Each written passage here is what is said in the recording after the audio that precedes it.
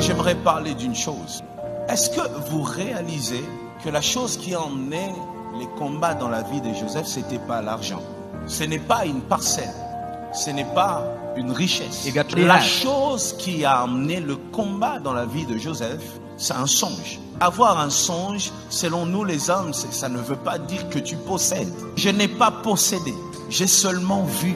Joseph s'est levé un matin, il n'a pas dit j'ai pris, il a dit j'ai vu. Quand on analyse cette histoire, on a l'impression que les frères de Joseph avaient beaucoup de révélations sur le monde spirituel. Ils connaissaient des choses que Joseph lui-même ne connaissait pas. En réalité, lorsque nous observons ces combats, il y a une seule conclusion à tirer. La conclusion est que pour les frères de Joseph, voir est égal à posséder.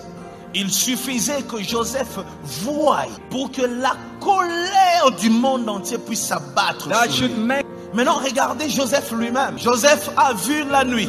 Il se lève le matin avec sa culotte. Il vient vers ses frères. Avec sa culotte, il commence à parler de ce qu'il a vu la nuit. Avec sa culotte. La nuit, il va dormir. Le matin, Joseph se lève encore. Avec sa culotte. Il va voir ses frères. Avec sa culotte.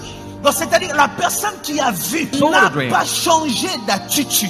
Il est resté le même. Avec sa culotte, il relatait son rêve. Il se lève le matin, avec sa culotte, il va voir les frères. Mais le problème, c'est quoi? Ses frères n'ont pas vu. Ils ont entendu. Ce qu'ils entendaient suffisait pour qu'ils changent d'attitude. Ils étaient gentils, ils sont devenus méchants à cause de ton rêve. Mais toi, avec ton rêve, tu es resté le même. En fait, je voulais dire, tu es resté immature. Tu es resté dans la même dimension spirituelle. Les démons arrêtent des stratégies lorsqu'on se projette. Lorsqu'on voit ce qui est interdit de voir. Les ennemis changent d'attitude. Mais nous-mêmes, les porteurs des promesses, on reste les mêmes. C'est exactement ça l'attitude de l'Église. Ceux qui nous voient de loin changent d'attitude.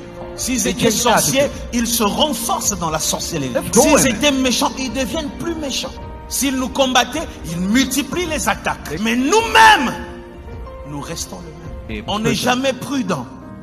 On a la même dimension de prière. Je priais 20 minutes ou 10 minutes avant de dormir. Le jour où je relate mon rêve, je baisse encore de rythme. Je commence à prier 5 minutes. Nous avons ici une image où les adversaires se développent et les porteurs de la promesse restent le même. Dans ma vie, dans mon parcours avec Dieu, j'ai connu des gens qui ont fait des exploits une fois et ça s'est arrêté. Ils ont marqué la génération une fois et ça s'est arrêté. J'ai vu dans ma vie des personnes qui n'ont jamais su reproduire le miracle. Ils n'ont jamais pu reproduire des choses de qualité. Il a fait bien une seule fois, mais ça s'est arrêté. Et dans nos cœurs, nous, on garde des souvenirs. On dit, ces frères-là, ce jour-là, et même lui-même, il n'a pas honte. Tous les jours, il nous rappelle ce jour-là. Ce jour-là, quand j'avais fait. Ce jour-là, quand j'avais prêché. La personne dit, vous me négligez aujourd'hui. Mais vous savez, lorsque j'avais ouvert ce magasin, Dieu ne t'a pas créé pour un miracle d'une fois.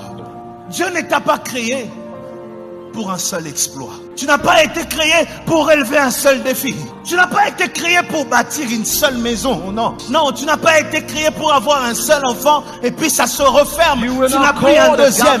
Depuis que je suis né, j'ai jamais vu une machine qui produit une seule fois. Il n'y a pas une imprimante qui produit un seul papier. Ça n'existe pas. Il n'y a pas une usine qui produit une seule Mercedes. Ça n'existe pas. Est-ce que tu réalises qu'il n'existe pas un arbre qui produit un seul fruit?